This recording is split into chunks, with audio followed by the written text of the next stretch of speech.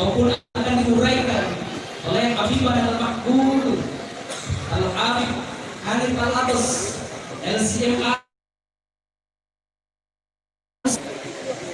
Acara pengajian dimulai di mana kami segenap panitia yang bertugas pada saat ini mendapatkan mandat dan amanah daripada beliau agar ketika beliau menyampaikan tausiah agamanya dimohon dengan segala hormat kepada perokok untuk tidak merokok terlebih dahulu.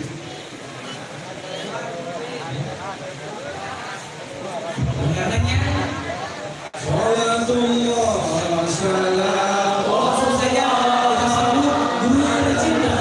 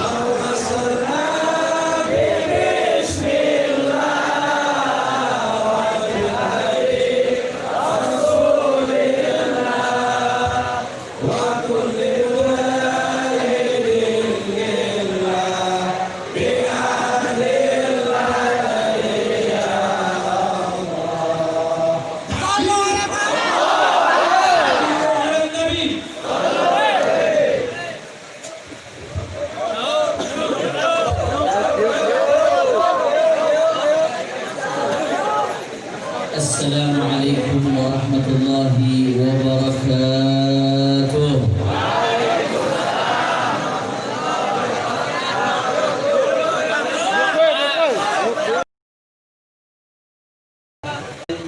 Saya Kiai Abi Sujai, Ketua DPW FPI Cibaliung, Kiai Haji Mama Ujang, Kiai Rosyid dari Tangerang, semuanya para habaib, para asatid, para kiai, para sesepuh.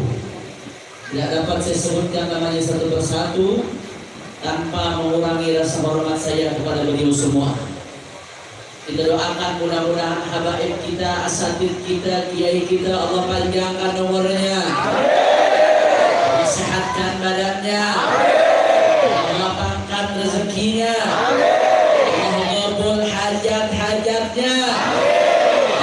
Ya Rabbal. Tidak lupa pula salam penghormatan kami sampaikan kepada segenap hadirin hadirat, muslimin muslimat, mukminin mukminat yang hadir pada kesempatan kali ini. Semua angkat tangannya, kita minta sama Allah, mudah-mudahan tidaklah kita keluar dari tempat ini kecuali semua dosa kita diampuni oleh Allah. Yang sakit Allah angkat penyakitnya, Allah sehatkan badannya. Semua yang hadir dilapangkan rezekinya, digabul hajat-hajatnya. Amin ya Rabbal. Alhamdulillah, pada malam hari ini kita sama-sama berkumpul tidak lain dan tidak bukan dalam rangka tasyakuran pernikahan putri Kiai Haji Taif Jauhari dengan putra Kiai Haji Ruslan almarhum Allah yarhamu. Kita doakan mudah-mudahan kedua mempelai dijadikan rumah tangga yang penuh sakinah, mawaddah warahmah. Allah yubarik lahuma wa yubarik alaihima wa yajma' bainahuma fi khair wa yukhrij minhuma al-kathir at-tayyib al-mubarak. هذه النية ولكل نية صالحة وإلى حضرة النبي محمد صلى الله عليه وسلم بسر الفاتحة.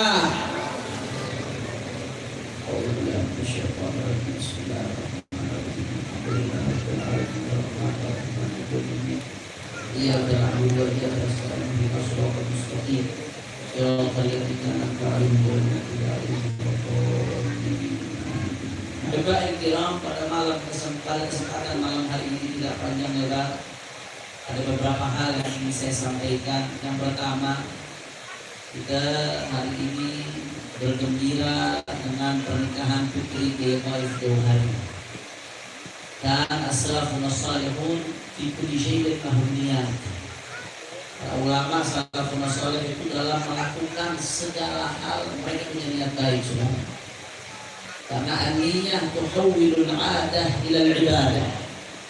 Jangankan yang sudah ibadah seperti pernikahan, sesuatu yang ada kebiasaan sehari-hari saja, kalau di dalamnya ditanamkan niat yang baik, maka kebiasaan tersebut bernilai ibadah di sisi Allah Subhanahu. Saya jadi teringat waktu saya menikah. Yang pertama kemudian yang pertama dan yang terakhir ada nambah lagi. Ya, ini nonton habis. Saya teringat waktu saya nikah, sebelum saya jalan ke tempat pernikahan, itu di rumah kakek saya mau menuju Masjidil Walid, kemudian Muhammad bin Indonesia, mudah-mudahan Allah menangkan perjuangan beliau. Saya dibisikin sama guru saya, Al-Allamah Al-Habib Saleh bin Ahmad Al-Aidrus, Muhammad bin Ali bin Abbas Al-Maliki. Guru saya Al-Aidrus sekarang sedang sakit, mudah-mudahan Allah memberikan afiat panjang umur. Beliau bisikin saya saat itu satu ilmu yang luar biasa. Bapak Ibu mesti tahu ini, yang belum nikah nanti diamalkan ketika nikah, yang sudah nikah walaupun sudah puluhan tahun sekarang niatkan nggak terlambat sudah. Apa beliau katakan? Ketika kita nikah ada banyak niat yang baik, wajib niat yang baik. Bahkan ada ulama salafun saleh nulis satu kitab isinya khusus tentang niat ketika mau nikah saudara. Niat pengen supaya dapat dzurriyyah, niat supaya menjaga diri dari syahwat yang haram, niat untuk ambil sunnahnya Rasulullah. Banyak niat macam-macam saudara. Ada ratusan niat dalam pernikahan. Tapi kata beliau, Habib Al-Allamah Saleh bin Ahmad Al-Aidrus, ada satu niat. Manakala kita baca niat tersebut ketika kita nikah, maka niat tersebut mencakup berbagai niat yang ada saudara. Jami' mani' syamil kamil, sudah mencakup semua niat-niat pernikahan yang ada saudara. Apa niatnya? Niatnya gampang, sederhana, ingat dan lanjutkan baik-baik. Nawaitu bihadzal nikah an udkhila surur ila qalbi Nabi sallallahu alaihi wasallam. Aku niat dengan nikah ini tujuannya apa? Untuk memasukkan kegembiraan kepada hatinya Rasulullah. Allahumma shalli ala Muhammad. Allahumma shalli ala Muhammad. Kalau baca niat itu ketika nikah ditancapkan dalam hati, maka itu sudah mencakup semua niat-niat yang baik dalam nikah sudah. Makanya yang belum nikah, nanti kalau nikah jangan lupa baca niat itu dalam hati sudah. Yang udah nikah, bapak-bapak kalau nikah kedua kali masih belum terlambat nanti baca niatnya. Ini udah ngotot-ngotot aja. Yang udah nikah nggak terlambat sekarang, tancapkan dalam hati. Saya niat rumah tangga saya tidak lain dan tidak bukan untuk menggembirakan hati baginda Nabi Muhammad. Niat ini ditancapkan, maka insya Allah rumah tangga diberkahi Allah. Rezekinya dilancarkan oleh Allah. Amin ya Rabbal. Jelas atau tidak? Itu ilmu yang pertama. Jelas atau tidak? Alhamdulillah. 10 kurang 5. Nah, katanya 9 selesai. Tapi udah jangan. Masih semangat? Yakin? Betul. Dengar mana semangatnya semua serah, angkat tangannya, takbir. Sallu ala Nabi. Itu yang pertama yang saya sampaikan pada kesempatan kali ini, sudah tajam dan amal. Yang kedua,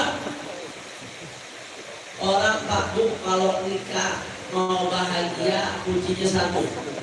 Saya teringat nasihat guru saya Al-Allamah Al-Habib Abu Bakar Al-Adli bin Ali Al-Masyhur. Kenapa terjadi keributan dalam rumah tangga? Kenapa terjadi kekacauan? Sekarang kan zaman sekarang orang gara-gara artis jadi panutan nikah dikit-dikit cerai, betul? Alhamdulillah, min. Orang dulu awet-awet kalau kawin, orang sekarang mohon maaf dikit-dikit cerai kita dengar sudah.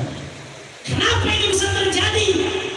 Al-Allamah Habibullah Al-Hakim al-Masyhur mengatakan, idza dha'atil huquq ja'a al-huquq. Idza dha'atil huquq ja'a al-huquq. Kuncinya gampang, kalau mau rumah tangga bahagia saudara, idza dha'atil huquq ja'atil huquq. Berarti sebaliknya, suami punya hak dan kewajiban, istri punya hak dan kewajiban. Dua-duanya punya apa yang harus dia lakukan dan dua-duanya punya apa yang harus dia tuntut saudara.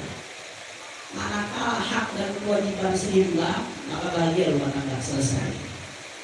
Tapi kalau hak kewajiban udah pincang, nggak seimbang, jangan mimpi rumah tangga itu bahagia. Alhamdulillah min dzalik saudara. Itu sudah kaidah. Idza ja'atul huquq ja'al huquq. Kalau hak-hak sudah diabaikan, istri mengabaikan kewajibannya, suami mengabaikan kewajibannya, sehingga istri tidak mendapatkan hak, suami tidak mendapatkan hak, maka malah petaka bencana yang dapat dalam rumah tangga. Na'udzubillah min. Apa kewajiban suami? Kewajiban suami banyak. Salah satunya kewajiban suami ketika akad nikah dilangsungkan, maka dia bertanggung jawab kepada istrinya dunia akhirat saudara. Kullukum ra'in wa kullukum mas'ulun an ra'iyatihi, kata Rasul sallallahu alaihi wasallam. Setiap dari kita bertanggung jawab daripada apa yang ada di bawah kita. Suami bertanggung jawab terhadap istrinya saudara. Bukan cuma di dunia, tapi bertanggung jawab di akhirat. Kita bukan begitu aja selesai. Bukan cuma urusan hubungan suami istri doang saudara, tapi kita ada tanggung jawab. Suami perhatikan tuh bagaimana sholatnya istrinya.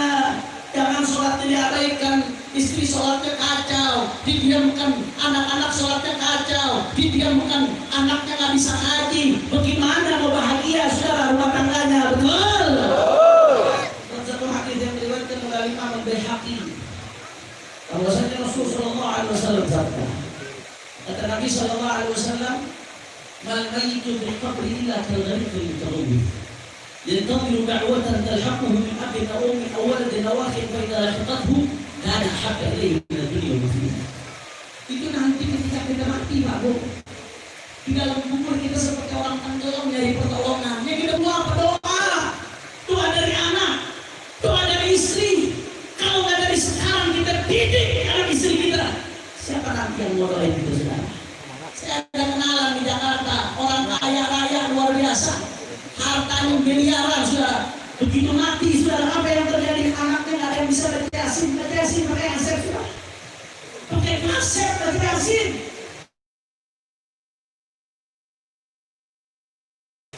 Itu hartanya miliaran nggak ada manfaat. Begitu disuruh sholat saudara, bukan mati kepada Allah. Didik anak-anak kita, didik istri-istri kita. Apa yang kita lakukan penting adalah apa yang kita tanam hari ini saudara. Insyaallah. Itu jangan diabaikan, jangan sembarangan. Makanya di kamar ada sebagaimana dikutip di dalam kitab Hukum Zuhud. Imam Haddad pernah mengatakan ar-rajulul kamil walladzi yusamih fi huquqihi wa la yusamih fi huquqillah. Wa rajulun naqis walladzi ala aksi dzalik. Kata Imam Haddad, kalau kamu mau tahu laki-laki yang sempurna, laki-laki yang sebenarnya, dia adalah walladzi yusamih bi huquqi. Kalau yang berkaitan dengan hak-hak dia, istrinya kurang-kurang dikit, dimaafin lah. Masaknya kurang enak, dimaafin. Istrinya agak lalai terkait pelayanan terhadap dia, dimaafin. Itu laki-laki yang sebenarnya, kata Imam Haddad. Khairukum li ahlihi, kata Rasulullah. Baik-baik di antara kalian bukan yang paling angkuh di depan anak istrinya, bukan. Bukan yang paling dekat anak istrinya, bukan. Khairukum li ahli. Baik-baiknya kalian adalah yang paling baik dalam memperlakukan anak istrinya, kata Rasul sallallahu alaihi wasallam. Makanya Imam Haddad mengatakan ar-rajulul kamil, kalau kamu mau tahu laki-laki yang sempurna, laki-laki yang paling ideal, walladzi yusamih bi huquqi nafsihi. Kalau hak-hak berkaitan dengan dirinya pribadi, dimaafin. Nggak terlalu hitung-hitung, saudara. Dimaafin tutup mata lah, kurang istri saya manusia pada kekurangannya. Tapi wala yusabih bihuquqillah. Jadi kalau berkaitan dengan hak Allah, urusan sholat istrinya, urusan puasanya, berdobok atau belum kemarin yang head itu, urusan yang berkaitan dengan lain sebagainya, anaknya ngaji dan lain sebagainya, la yusabih bihuquqillah. Dia nggak ada toleransi di rumah ini, saudara. Hak Allah wajib untuk ditegakkan, tidak boleh ditinggalkan, saudara. Itu laki-laki yang sebenarnya bukan sebaliknya, saudara. Dibilang urusan dia kesinggung dikit,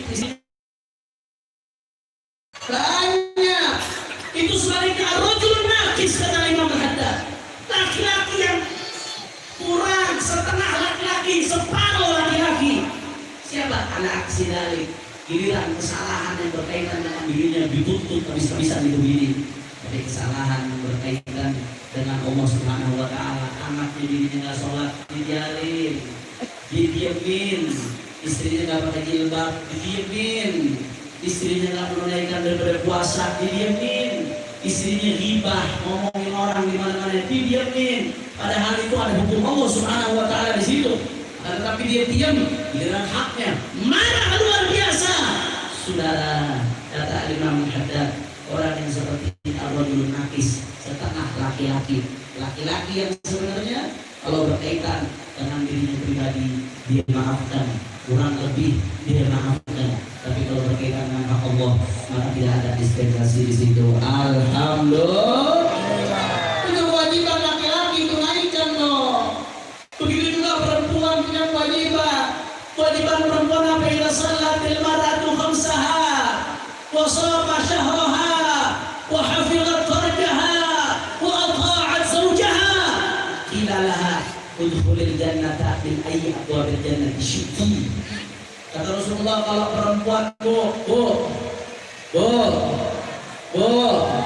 kata Nabi, kalau perempuan mau masuk surga syaratnya cuma 4. Syaratnya berapa? Gampang. Laki-laki syaratnya banyak, tapi kalau perempuan mau masuk surga syaratnya 4. Yang pertama, ila shalatil mar'atu khamsaha. Kalau perempuan jaga sholat 5 waktunya. Wassalat syahra. Ini yang banyak kita lupakan. Manakala itu kita lupakan, di tanggungan kita nanti di yaumil qiyamah di hadapan Allah Subhanahu wa Ta'ala. Idza hafizatil baina ila shalah khamsaha wa shama syahraha. Salat 5 waktu, puasa 1 bulan pun, wa hafizat farjaha. Dia jaga kemaluannya, enggak sembarangan diumbar. Auratnya dijaga, enggak diperlihatkan kecuali kepada Allah Subhanahu wa Ta'ala, orang-orang yang dihalalkan oleh Allah Subhanahu wa Ta'ala. Perempuan kalau seperti itu, dan ditambah yang terakhir, ata'at zawjaha, taat sama suaminya, taat sama suami. 4 syarat ini kalau terpenuhi, apa kata Nabi? Qilalaha, dikatakan kepada perempuan tersebut, udkhulil jannata min ayyi abwabil jannati syi'ti. Masuk kamu ke dalam surga, silahkan pilih pintu surga mana yang kamu sukai. Alhamdulillah. Insyaallah, mudah-mudahan ibu-ibu yang ada di sini ahlu surga semua, insyaallah. Amin ya rabbal. Jadi taat sama suami itu pahalanya surga. Makanya susah. Makanya digoda terus sama setan lu. Ibu mau taat digoda. Begitu kita mau nurut digoda. Waktu istri-istri yang bisa bikin istri masuk surga, wa ata'at zawjaha, taat sama suami, masuk surga, kata Rasulullah sallallahu alaihi wasallam. Enggak main-main bayarannya, Bu. Tapi setan bakal terus ngarangin kita.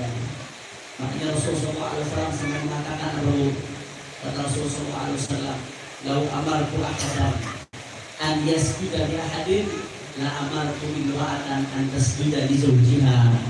Kata Rasulullah, andai kata nih aku nyuruh orang buat sujud ke orang lain, andai kata aku nyuruh seseorang buat sujud ke orang lain, maka niscaya, kata Rasulullah, yang akan aku perintahkan adalah istri untuk sujud kepada suaminya.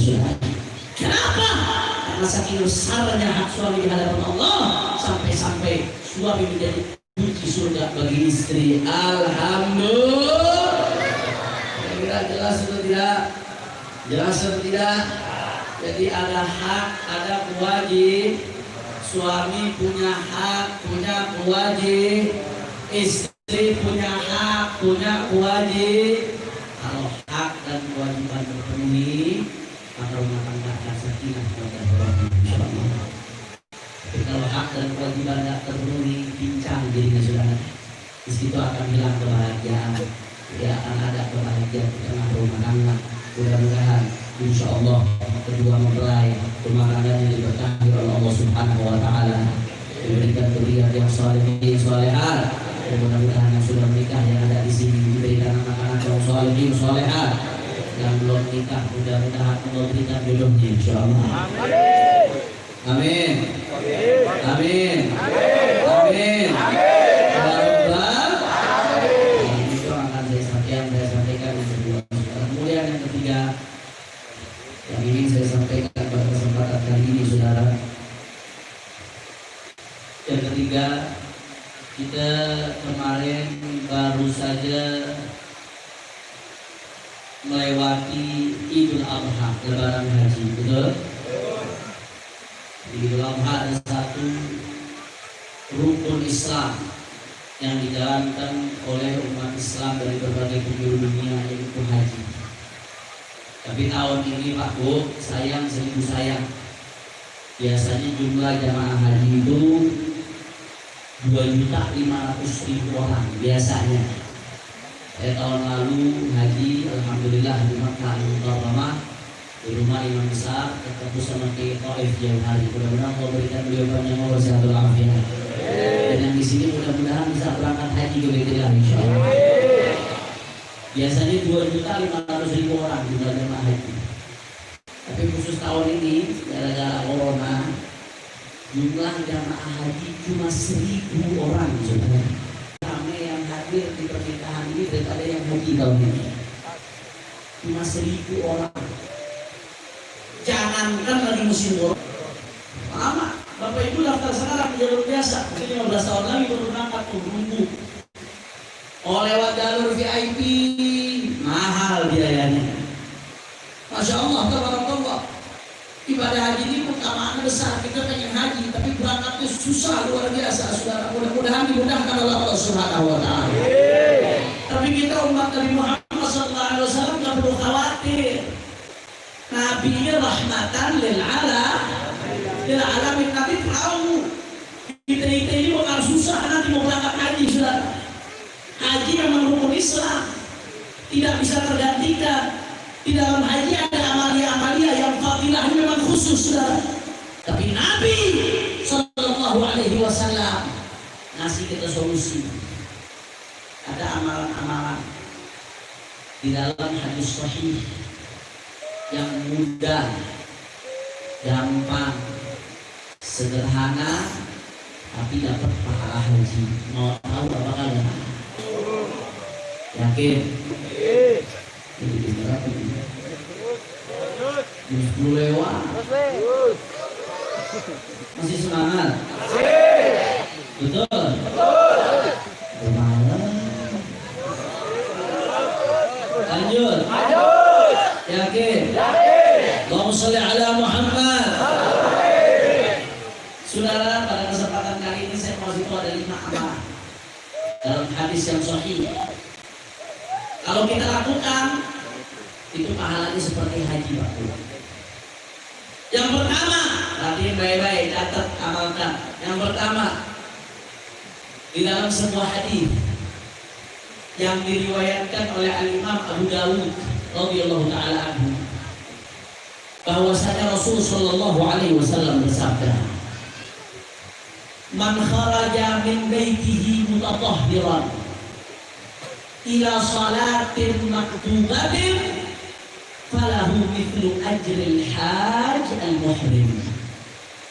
Luar biasa, saudara. Amalannya gampang, sederhana, luar biasa. Apa amalannya? Kata Rasulullah SAW, "Man kharaja min baitihi mutatahhiran." Barang siapa yang keluar dari rumahnya dalam keadaan bersuci, keluar dari rumah udah wudu. Keluar ke mana? Ila sholatin maktubatin. Keluarnya ke masjid, ke musola untuk sholat wajib, sholat fardu. Sehari 5 kali bisa kita lakukan. Apa ganjarannya kata Nabi sallallahu alaihi wasallam? Falahu mithlu ajril hajj al-muhrim. Maka baginya kata Rasul seperti pahala orang yang lagi haji, lagi ihram. Masya Allah. Jawab yang jujur, amalannya gampang atau tidak? Mudah atau tidak? Pahalanya besar atau tidak? Tapi kita lalai, masjid depan rumah kita, tetangga kita kosong, musola kosong, apalagi sholat subuh sudah Masya Allah. Imamnya satu, makmumnya 4, udah gitu 4 dimasakin semua lagi sudah. Kosong. Padahal pahalanya kata Nabi, mithlul ajril hajj al-muhrim. Pahalanya seperti orang yang lagi haji, lagi ihram. Jadi mulai kesempatan kali ini jangan sia-siakan. Pahala besar depan mata kita, tanpa perlu pergi jauh, tanpa perlu biaya besar.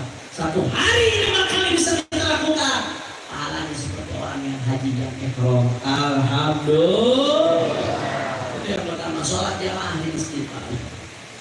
Yang kedua, dalam sebuah hadis yang diriwayatkan oleh Al-Imam Al-Baihaqi, Al-Imam Al-Hakim, bahwasanya Rasul sallallahu alaihi wasallam bersabda, "Man ghada ila al-masjid la yuridu illa an yata'allama khairan aw yu'allimahu, kana lahu ka'ajri hajjin taman hijjatuh." Luar biasa. Apa kata Nabi? Perhatikan baik-baik. Ini pahalanya pahala haji sempurna, Bu. Gampang amalannya. Man ghada ilal masjid. Barang siapa yang pergi keluar ke masjid. Apa tujuannya dia ke masjid? La yuridu illa an yata'allama khairan. Dia nggak punya tujuan apa-apa kecuali untuk belajar kebaikan. Tujuannya untuk ngaji. Belajar kebaikan, itu tujuannya dia ke masjid. Atau yang kedua, buat ustaz, buat kiainya, au yu'allimahu, atau dia untuk mengajarkan kebaikan. Masya Allah, berapa kali dalam seminggu pengajian di masjid? Gampang, mudah, tanpa biaya. Apa kata Rasulullah pahalanya? Falahu mithlu ajri, kana lahu ajri hajjin taman hijjatuh. Maka dia mendapatkan pahala orang yang haji sempurna hajinya, saudara. Alhamdulillah. Gampang atau tidak amalannya? Mudah atau tidak? Kita lalai. Kita nggak peduli, kita nggak sadar kadang-kadang. Tetap masjid di rumah kita, pengajian tambah biaya, dengan mudah kita hadir, pahalanya besar. Tapi kita lalai, kita tinggalkan. Makanya mulai hari ini jangan pernah ditinggalkan lagi, Pak Bu. Bapak, ibu-ibu yang ada pengajian masjid dekat rumahnya bisa hadir, usahakan walaupun seminggu sekali. Habib, saya punya waktu buat hadir pengajian, saya sibuk nyari uang untuk anak istri saya. Jawab yang jujur, yang aku sibuk gak sempat ngaji, untuk main HP ada waktu atau tidak? Nonton TV ada waktu atau tidak? Kenapa main HP bisa, nonton TV bisa, ngobrol bisa, giliran ngaji nggak bisa? Betul? Pahalanya luar biasa. Ka'ajri hajjin taman hijjatuh. Rasulullah orang ke masjid untuk ngaji atau mengajarkan kebaikan, maka pahalanya kata Rasulullah SAW seperti orang yang haji yang sempurna hajinya. Hadis diriwayatkan oleh Imam Hakim. Itu yang kedua yang ingin saya sampaikan. Kira-kira jelas atau tidak? Yang ketiga, pahalanya sama dengan haji. Ini lebih mudah lagi, lebih gampang lagi. Kita sering tinggalkan, saudara. Dalam sebuah hadis yang diriwayatkan oleh Imam Al-Bukhari, bahwasanya Rasul sallallahu alaihi wasallam bersabda, apa kata Nabi sallallahu alaihi wasallam? Ada satu sahabat yang mengeluh kepada Rasulullah. Sahabat ini dari kalangan yang ekonominya tidak mapan, saudara. Dia mengatakan kepada Rasulullah, ya Rasulullah, dhahaba ahlul dubur minal amwal bidarajatil ula wa na'imil muqim, yusalluna kama nusalli wa yasumuna kama nasum, wa lahum fadlu amwalin yahujjuna biha wa ya'tabirun wa yujahidun wa yatasaddaqun. Kata para sahabat, ya Rasulullah, kami cemburu ya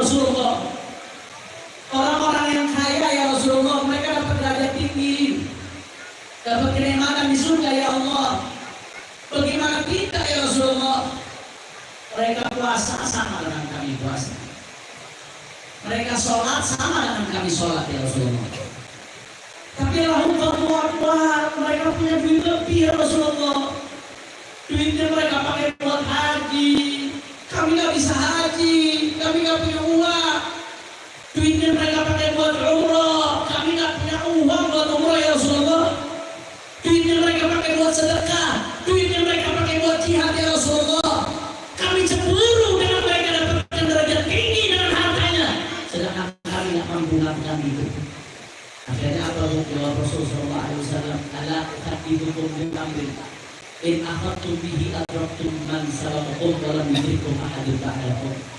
Kata Rasulullah, tidaklah kalian aku beri kabar tentang satu amalan, manakala kalian melakukan amalan tersebut, kalian bisa menyusul orang-orang yang sebelum kalian, dan kalian tidak bisa disusul oleh orang-orang setelah kalian. Saudara, apa amalannya?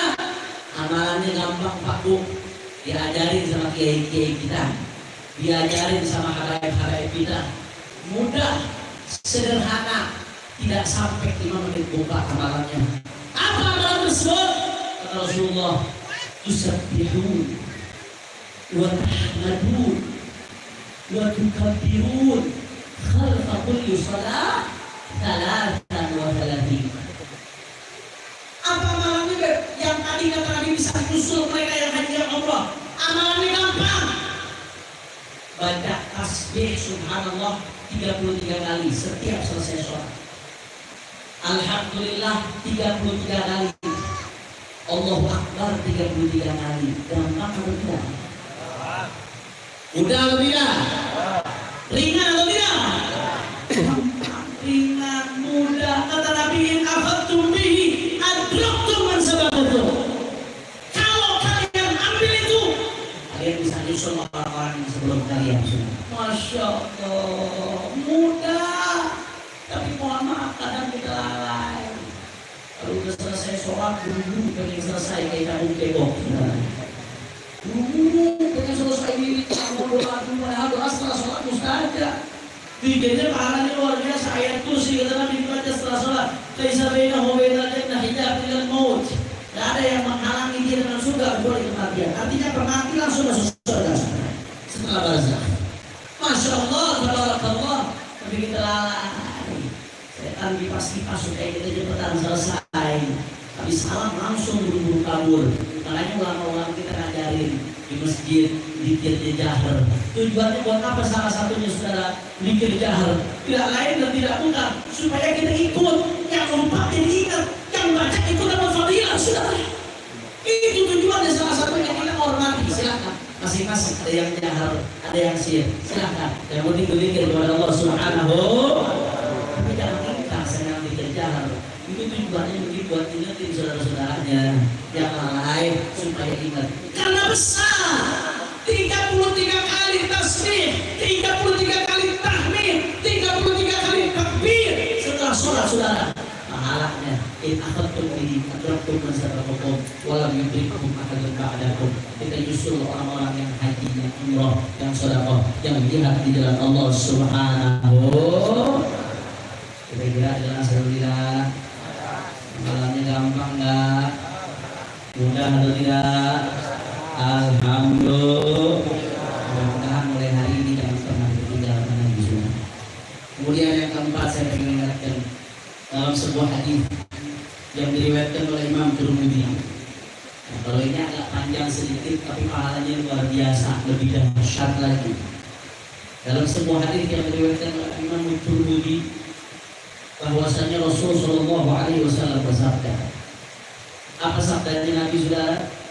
Kata Nabi Shallallahu Alaihi Wasallam, "Man shalla subha fi jama'atin, thumma jalasa fi musallahi, yadhkurullaha hatta tatlu'a asy-syamsu, thumma shalla rak'atayn, falahu mithlu hajjatin wa 'umratin tamah." Dalam riwayat tamah. Luar biasa, amalannya sederhana Bu, tapi kata Nabi dapat pahala umroh, pahala haji sempurna 3 kali Nabi katakan. perhatiin baik-baik. Amalannya kata Nabi, man shalla subha fi jama'atin. Syarat yang pertama, sholat subuh berjamaah. Ini syarat yang pertama nih kalau mau dapat fadilah ini. Kemudian yang kedua, tsumma jalasa fi musalla. Setelah sholat subuh berjamaah dia nggak langsung pulang. Duduk dulu di tempat sholatnya, nggak langsung buru-buru kabur. Nggak sampai di situ saudara, duduknya ngapain? Apakah main HP duduknya? Apakah duduknya ngobrol? Bukan. Tsumma jalasa fi musalla yadhkurullah. Dalam keadaan berzikir kepada Allah Subhanahu. Makanya udah diringkas sama para salafun saleh. Imam Al-Haddad ngajarin habis subuh baca Wirdul Latif. Ada yang ngajarkan habis subuh baca Yasin. Macam-macam diajarkan sama kiai-kiai kita. Intinya habis sholat subuh berjamaah, duduk di tempat sholatnya dia. Kemudian dilanjutkan dengan zikir. Sampai kapan? Hatta tatlu asyams. Zikirnya sampai terbit matahari. Kemudian dilanjutkan apa lagi sama Nabi? Tsumma shalla rak'atain. Kemudian dia sholat 2 rakaat isyraq. Sholat sunnah isyraq. Tapi hati-hati jangan salah paham. Sholat sunnah isyraq ini bukan berarti benar-benar pas terbit matahari, bukan saudara. Sholat pas terbit matahari itu termasuk mengaunggat waktu-waktu yang dilarang sholat oleh baginda Nabi Muhammad. Terus kapan sholatnya? Hatta tartafi'a rumhin.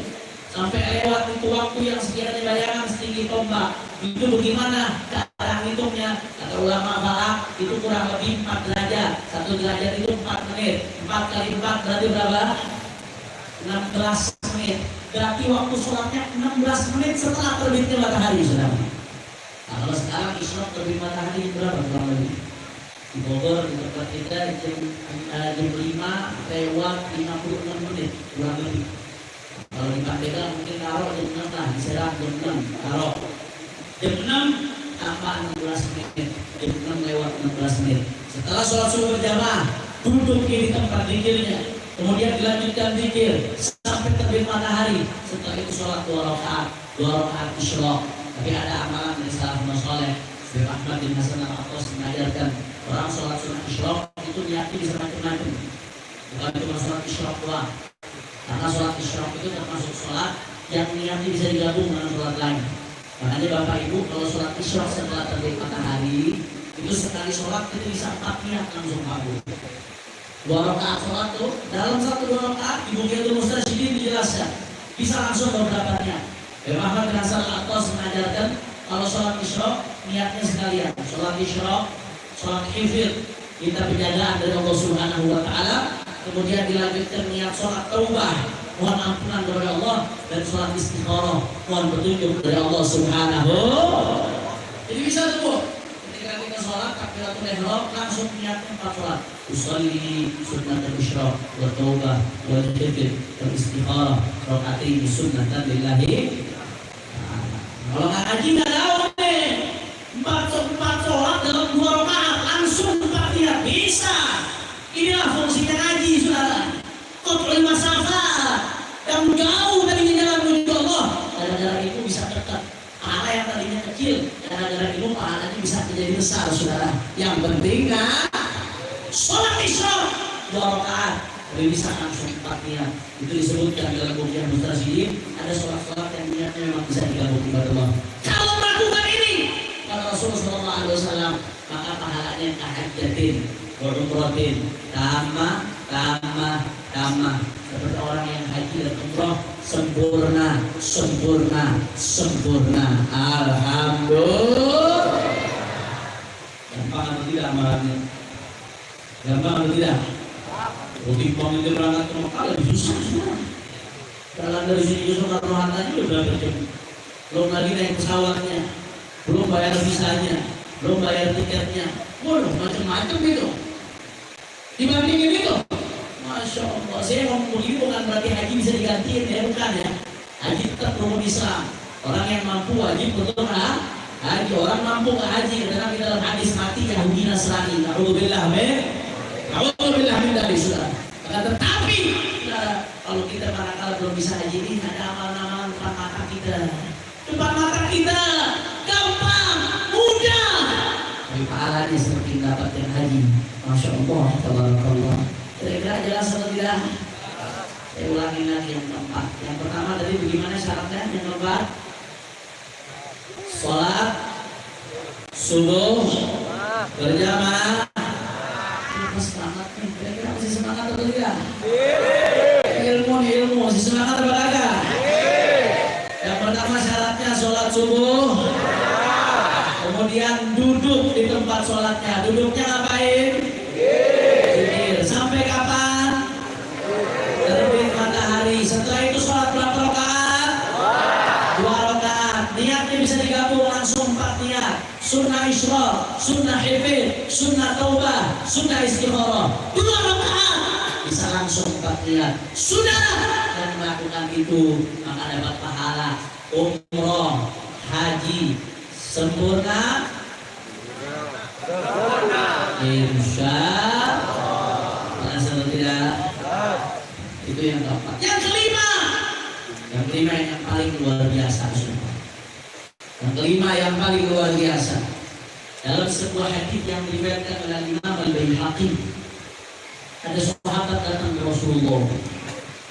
Ya Rasulullah, ashtahil jihad wa lam aqdir alaihi. Ya Rasulullah, aku pengen jihad ya Rasulullah, tapi aku nggak mampu ya Rasulullah. Bagaimana solusinya supaya aku dapat fadilah yang dapatkan oleh orang-orang jihad? Ashtahil jihad wa lam aqdir alaihi. Aku nggak mampu, mungkin karena sakit atau ada mundur. Bagaimana ya Rasulullah? Rasulullah nanya balik, hal baqiya min walidayka ahad? Bapak ibumu masih ada yang hidup atau tidak? Salah satu. Na'am, ya Rasulullah. Ya, ibuku masih hidup ya Rasulullah. Apa kata Nabi sallallahu alaihi wasallam? Fas'alillah fi birriha. Fa idza fa'alta dzalik fa anta hajjun wa mu'tamirun wa mujahid. Kata Rasulullah, kalau kau masih punya ibu, maka cari itu Allah dengan bakti kepada ibu muslim.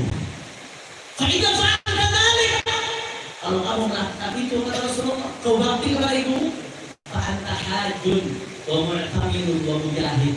Kalau kita belajar balaghah, di balaghah dijelaskan kalau jumlah ismiyah mubtada dan khabar yaitu ala thubut, bukan istimrar atau dituduh, tapi thubut. Artinya apa? Kalau kamu melakukan itu, kamu bakti kepada ibumu, kamu menyenangkan dia, kamu dapatkan ridho dia, anta hajjun wa mu'tamirun wa mujahid, maka kau seperti seakan-akan senantiasa thubut dalam keadaan haji, senantiasa dalam keadaan umroh, senantiasa dalam keadaan jihad bisa berdasar. Kita kalau haji paling lama 5 hari sudah. Itu yang ambil nafal kami di hari Isra yang ketiga. Tapi kalau yang ambil nafal awal cuma 4 hari, mulai dari hari Arafah, dilanjutkan hari Idul Adha, kemudian hari tasyrik pertama, hari tasyrik kedua, ambil nafal awal 4 hari, cuma 4 hari. Umroh cuma sebentar, mulai dari ihram sampai dia tawaf, dilanjutkan sa'i, kemudian dihalak, selesai. Jihad ada waktunya saudara. Tapi orang bakti sama ibunya, sama orang tuanya, selalu kata Rasulullah, anta hajjun wa mu'tamirun wa mujahid. Engkau selalu dalam keadaan haji, engkau selalu dalam keadaan umrah, engkau selalu dalam keadaan jihad fisabilillah saudara. Masya Allah, tapi kita lalai, kita abaikan saudara. Mohon maaf kalau mau pakai bahasa sastra, andai kata kita bakti sama ibu, engkau usah jauh-jauh, Ka'bah ada di rumahmu, Multazam ada di rumahmu, Hajar Aswad ada di rumahmu, tempat tawaf ada di rumahmu, di situ di Ka'bah tawaf saudara. Kita lalai, kita abaikan doa yang dikatakan oleh Nabi, maka dipanjatkan laisa bainahu wa bainallah hijab. Tidak ada penghalang antara Allah Subhanahu wa taala. Luar biasa. Makanya kuncinya saya ingatkan, yang masih punya orang tua itu jimat lebih besar bagi anda dari ulama manapun saudara. Hormat sama ulama wajib, hormat sama habaib wajib, hormat sama kiai wajib saudara. Tapi hormat kepada orang tua aujab dan wajib lagi saudara. Kau keliling kemana-mana cari keberkahan kepada ulama, kepada habaib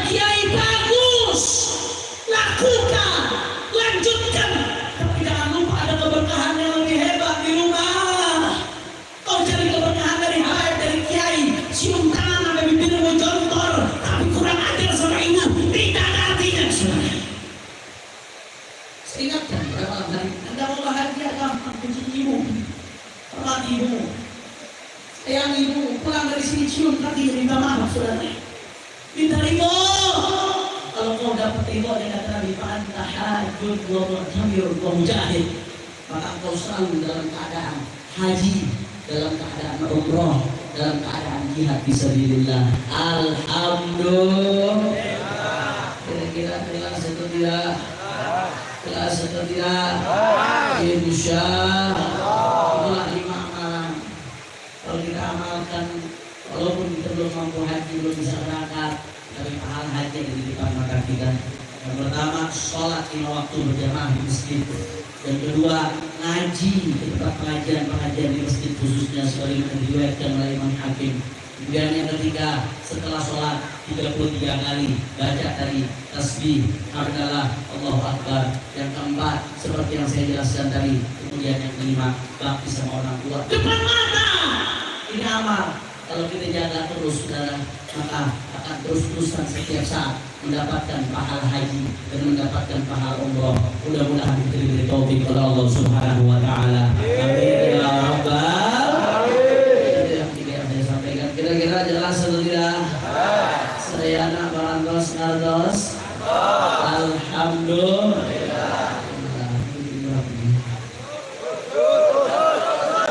Nah, 11. Nah, lanjut. Masih semangat. Betul. Kalau di Jakarta jam segini bintang baru keluar dari ini. Kalau orang Serang masih semangat.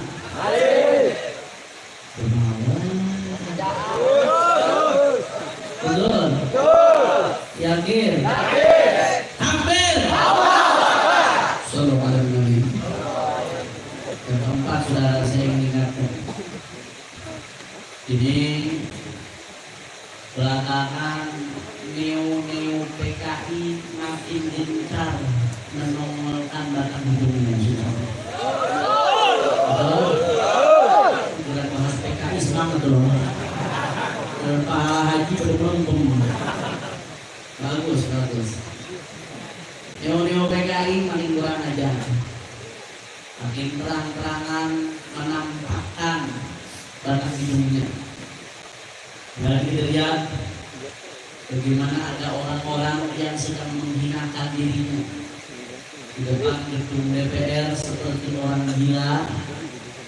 Mereka teriak-teriak, niatnya ingin menghinakan foto imam besar, tapi dia tak sadar sedang menghinakan dirinya sendiri. Semua. Betul? Dia pengen bakar itu, Masya Allah tunjukin kekuasaannya. Bagaimana Allah cinta memberikan karamah, kemuliaan kepada kekasihnya. Nah, masuk di akal Pak. Jadi buyur bensin, dilempar api, nggak kebakar. Alhamdulillah. Akhirnya udah nggak habisan akal, dirobek-robek sudah. Masya Allah. Hati-hati saya ingatkan. Saya yakin. Sayyidul Walid Al-Habib Abdurrahman As-Sakaf mengatakan, Habib Rizik hatinya seperti gunung. Gak bisa digoyangkan apapun, luas hatinya, dadanya luas. Maafkan, saya yakin bagi beliau ini urusan pribadi. Saya yakin beliau akan maafkan pelakunya. Saya yakin, aku yakin. Akan tetapi bagi kita ini bukan urusan pribadi. Bagi kita ini bukan urusan pribadi. Ini urusan darah dagingnya Rasulullah. Ini urusan ulama pejuang syariat yang berusaha dihinakan karena kegigihannya dalam perjuangan saudara. Betul? Kenapa mereka segitu begini sama Habib Rizik? Saya mau tanya, Habib Rizik korupsi atau tidak? Ya. Ambil duit rakyat atau tidak? Ya. Tampuk duit rakyat atau tidak? Ya. Usahain rakyat atau tidak? Bikin susah rakyat atau tidak? Ya. Yang korupsi dia, yang nyolong dia, yang nyusahin rakyat dia, yang bikin rakyat sengsara dia. Kenapa Habib Rizik betul.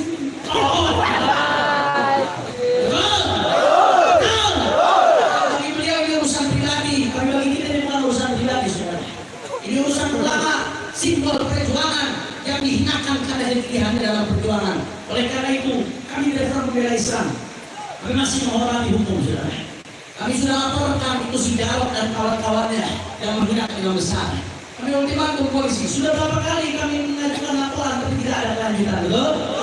Kalau penista agama tenang-tenang aja, santai-santai saja sampai sekarang nggak ada yang ditangkap, saudara.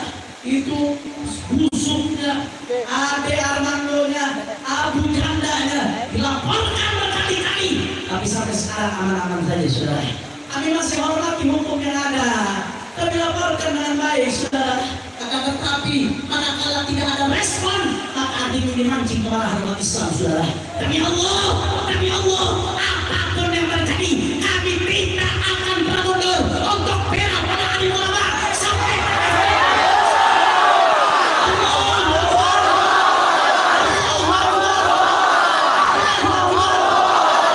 mereka pengen padamkan cahaya Allah. Mereka bakar itu baliho dengan niat supaya menghinakan ulama, saudara. Tapi justru sebaliknya Allah angkat, saudara. Satu baliho dirobek-robek, 1 juta baliho kita pasang seluruh Indonesia, saudara. Saat ini mulai di Aceh, Sumatera Utara, Sumatera Selatan, Jambi, Riau, berbagai kota-kota lainnya, di Kalimantan, di Sulawesi, di Banten, Jawa Barat, Jakarta, Jawa Tengah, Jawa Timur, Madura. Mana-mana akhirnya orang pasang baliho dari penimang besar, saudara. Alhamdulillah. Lihat ini kamera. Umat Islam tidak boleh lengah. Umat Islam tidak boleh lengah, saudara. Ini memang PKI sudah mulai bangkit terang-terangan. Hati-hati. Manakala umat Islam lengah, mereka akan menghabisi kita, saudara. Tapi kalau umat Islam waspada siaga, mereka tidak akan berani macam-macam. Kebangkitan PKI bukan ngomong kosong. Kemarin RUU HIP bisa sampai masuk ke dalam rancangan undang-undang, itu bukti bahwasanya mereka punya kekuatan, saudara. RUU HIP di situ ada manifesto PKI, persis sama dengan manifesto PKI. Di dalam RUU HIP disebutkan intisari daripada Pancasila adalah keadilan sosial bagi seluruh rakyat Indonesia. Padahal, saudara, intisari dari Pancasila adalah ketuhanan yang Maha Esa. Itu bukan dasar ulama kita. Kenapa ketuhanan yang Maha Esa jadi intisari daripada Pancasila? Karena kalau orang sudah berketuhanan yang Maha Esa, maka dia akan menjadi orang yang beragama. Kalau dia jadi orang yang beragama, maka sudah pasti beradab, sudah pasti berkeadilan sosial, sudah pasti menjunjung persatuan, sudah pasti menjunjung tinggi permusyawaratan dan sila-sila lainnya yang tidak disebutkan secara langsung di Pancasila, saudara. Makanya ketuhanan yang Maha Esa jadi intisari. Di manifesto PKI tahun 63, DNID pernah menggariskan, saudara. Apa kata DNID? Intisari daripada Pancasila dengan bahasa yang pada saat itu, saudara, adalah keadilan sosial bagi seluruh rakyat Indonesia. Jangan main-main, saudara. Hati-hati. Ini sudah bisa masuk RUU. Berarti mereka punya kekuatan. Hati-hati. Umat Islam tidak boleh lengah. Kalau sampai lengah, kami khawatir sejarah akan terulang kembali. Coba jawab yang jujur orang Serang. Jawab yang jujur. Dulu di dari tahun akhir tahun 40-an sampai 65, siapa yang suka bunuh para ulama? Siapa yang suka bunuh ulama? Siapa yang suka bunuh kiai? Siapa yang suka bunuh santri? Siapa yang suka bunuh pejabat? Siapa yang suka bunuh jenderal? Siapa yang suka ganggu pesantren? Hati-hati, saudara. Jangan sampai mereka bangkit kembali. Kalau sampai mereka bangkit kembali, catat baik-baik omongan saya. Para baik yang pertama kali incar, saudara. Para kiai yang akan pertama mereka incar, para baik dan kiai yang bisa menggerakkan umat untuk lawan mereka, saudara. Hati-hati, belum terlambat waktunya. Makanya jawab yang keempat, umat Islam jawab yang keempat. Kalau sampai PKI mau ganggu acara-acara NKRI, kira-kira dia betul lawan? Keras, dia betul lawan? Siap jaga NKRI, siap jaga Indonesia, lawan kebangkitan PKI, siap ikut komando ulama. Angkat tangannya Allah.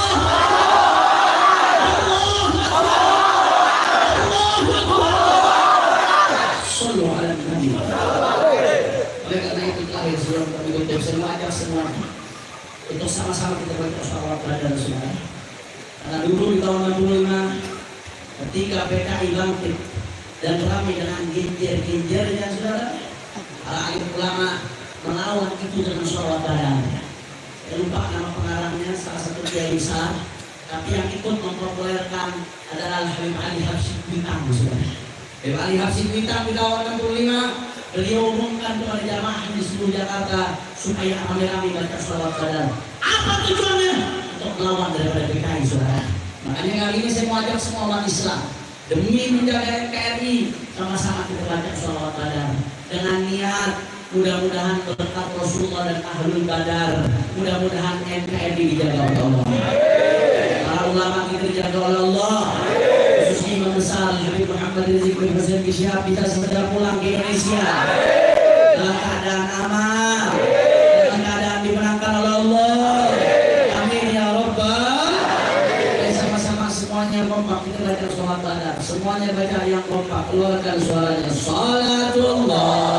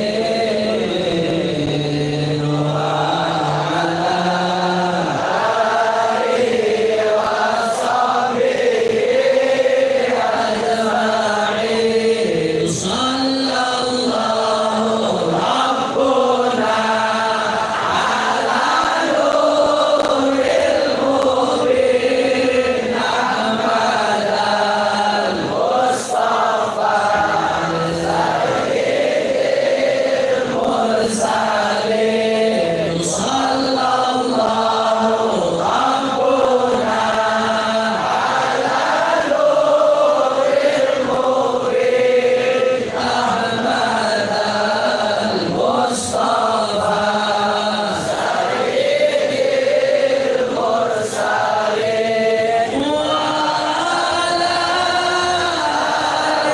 alihi wa sahbihi ajma'in wa ala alihi wa sahbihi ajma'in. Takbir! Takbir! Sallu ala Nabi. Terakhir sebelum saya tutup, ini sampai sekarang masih heboh urusan corona, betul? Sebelum saya tutup, saya mau ngasih amalan, 2 amalan.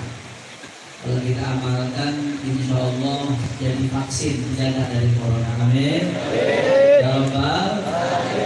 Yang pertama, amalnya langsung dari Nabi Sallallahu Alaihi Wasallam. Gampang buka amalan. Insya Allah kalau diamalkan yang pertama, insya Allah, aku yakin, insya Allah, mudah-mudahan nggak akan kena corona. Insya Allah. Apa amalan yang pertama? Yang pertama amalannya jangan tinggalkan sholat subuh, sholat isya berjamaah 2 khusus terlebih. Kata Nabi Muhammad subhanahu berjamaah kalau bidimatillah hatta yusi. Wa man shalla al-isya berjamaah fa huwa bidimatillah hatta yusbih. Rasulullah orang sholat subuh berjamaah maka di dalam perlindungan Allah sampai sore hari. Sambung orang sholat isya berjamaah maka dia perlindungan Allah sampai pagi hari. Kalau rutin kita sholat isya sholat subuh berjamaah, insya Allah tak akan kena corona. Amin ya Rabbal. Yang kedua, yang kedua ini ada ijazah. Saya dapat dari guru saya, Al-Allamah Profesor Dr. Al-Habib Abdullah bin Muhammad Taharun, Rektor Universitas Al-Ahqaf, guru saya, melobi saya. Kemarin ketika awal wabah corona, beliau mengijazahkan. Ijazahnya gampang. Setiap habis sholat subuh dan setiap habis sholat maghrib atau sholat isya, baca wabil haqqi anzalnahu wabil haqqi nazal. Apa kata? Saya ulangi sekali lagi. Wabil haqqi, coba ikutin. Wabil haqqi anzalnahu wabil haqqi nazal. Apa kata? Sekali lagi, wabil haqqi anzalnahu wabil haqqi nazal. Dibaca 70 kali. Sebentar, sampai 3 menit. Saya baca 70 kali. Habis sholat subuh dan habis sholat isya. 70 kali dibaca. Insya Allah tak akan kena corona. Amin. Ya Rabbal. Oleh karena itu saya ijazahkan kepada semua yang hadir, perkenalkan anzalnahu wabil haqqi nazal 70 kali pada subuh, pada maghrib dan pada isya. Mudah-mudahan kita semua dijaga oleh Allah Subhanahu wa taala. Pertama ijazah Syekh Habib Abdullah bin Muhammad Taharun, semuanya katakan qabilatul ijazah. Fadil Habib Muhammad sallallahu alaihi wasallam. Umma ila ruh. Sina muhajir Muhammad sallallahu alaihi wasallam al-du'a semua boleh mengutul syarat untuk bulan Rasulullah sallallahu alaihi wasallam. Usul maqul mujib muslimin wa al-jannah ila al-barakati wa sallallahu alaihi wasallam. Fatihah.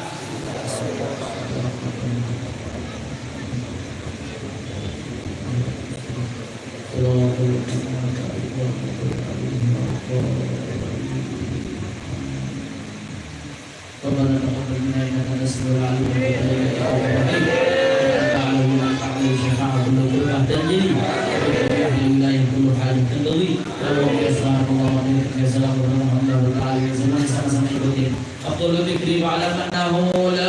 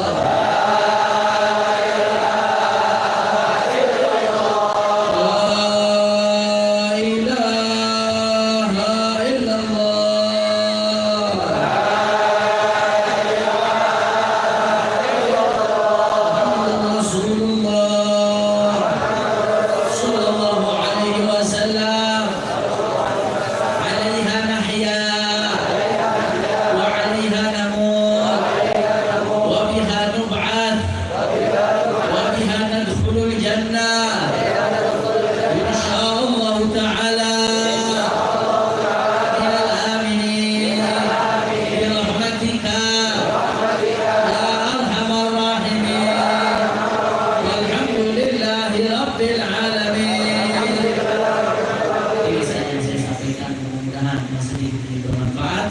Hadani Allah wa iyyakum shiratal mustaqim. Subhanakallahumma wa bihamdika asyhadu an la ilaha illa anta astaghfiruka wa atubu ilaik. Assalamualaikum warahmatullahi wabarakatuh.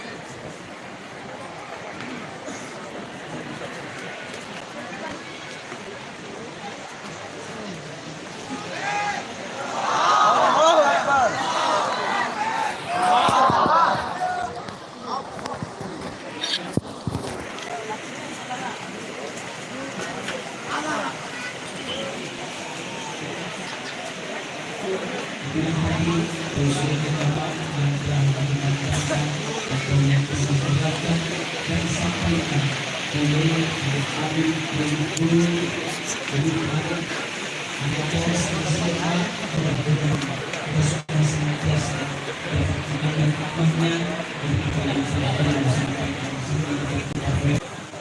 untuk kalian tim JGH akan mengatakan selawat kepada Subrek. JGH dari sekarang Video tanya. Ya Habib ya. Ya Habib. Incuna. Habib ya. Habib Cuna. Yuk, sekian dan terima kasih. Assalamualaikum warahmatullahi wabarakatuh. Kita ada yang streaming ya.